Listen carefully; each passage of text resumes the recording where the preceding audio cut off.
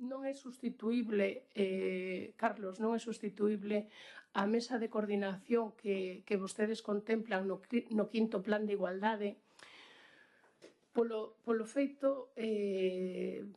esencial de que o propio plan de igualdade non foi consensuado nin cos axentes sociais, nin cos axentes políticos, e ten que reconocerlo, entendo que sea duro, e ademais non está hoxe a Concelleira de Igualdade para poder responder con isto, pero foi en isto mesmo pleno, supoño que se recordarán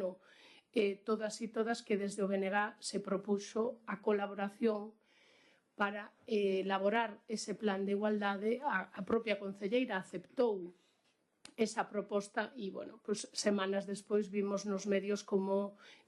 presentaban ese plan rematado no que pois negaron, como é a súa práctica habitual, calquera colaboración e participación, e non só política, sino de outros axentes sociais. É moi necesario que exista un consello formado non só por corporación municipal precisamente para eso, e precisamente porque é necesario coordinarse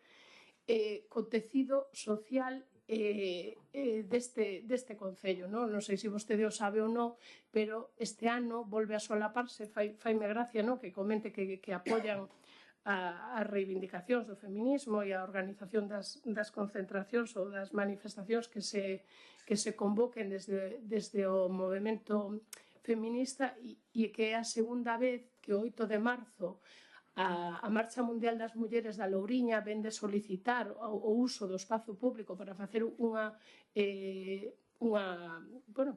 manifestación que xa é habitual en este Concello e que ven moita xente de outros concellos aquí, e casualmente o programa municipal solapa eses espacios e se ten que cambiar o percorrido que esta asociación pretende facer para aunar xente, digamos, na reivindicación desta data como unha data importante para conseguir os dereitos e a igualdade entre homes e mulleres. Entón, son desconocedores de eso, non sei se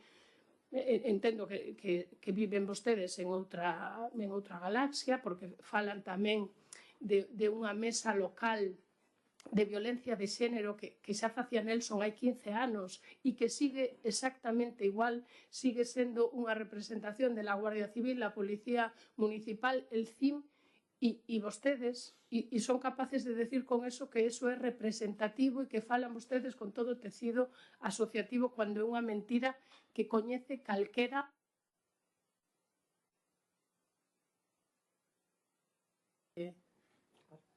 que está un pouco enteirada de como están funcionando vostedes na área de igualdade, pero igual que en outras, non? O sea, traballan de cara a unha fotografía.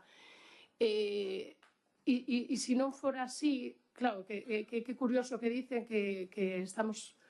Son palabras grandilocuentes, pero que son discursos que son valeiros, non? O sea, vostedes perderon unha subvención europea para un centro de acollida de mulleres maltratadas que insistiron que se fixera no Porriño cando non cumplían requisitos, e que non son nin conscientes da gravedade que ten ter perdido esa subvención, porque a súa insistencia en facela no Porriño é como se quixeran crear un campo de fútbol de herba artificial. As mulleres maltratadas da provincia de Pontevedra perderon ese recurso pola súa insistencia en facela no Porriño. Presumen tamén do CIM como un servicio que está funcionando tamén, que aumenta o número de consultas, o sea, a súa maneira de entender a igualdade é totalmente perversa. É totalmente perversa. Non podemos estar nunca de acordo en eso. Pero falan vostedes do aumento de consultas do CIM como unha nova positiva, porque máis mulleres coñecen ese recurso, efectivamente, máis mulleres coñecen ese recurso, pero existen outras variables sociodemográficas que hai que ter en conta a hora de analizar isto. Si vou terminando. O que quero decir é que hai suficientes razóns como para entender que a súa política de igualdade non ten nada que ver nin co tecido asociativo nin coa representación política das forzas que aquí estamos, porque non esqueza que aquí estamos forzas da oposición que representan a un número importante de persoas que non os queren a vostedes no goberno e que non comparten a súa maneira de facer política.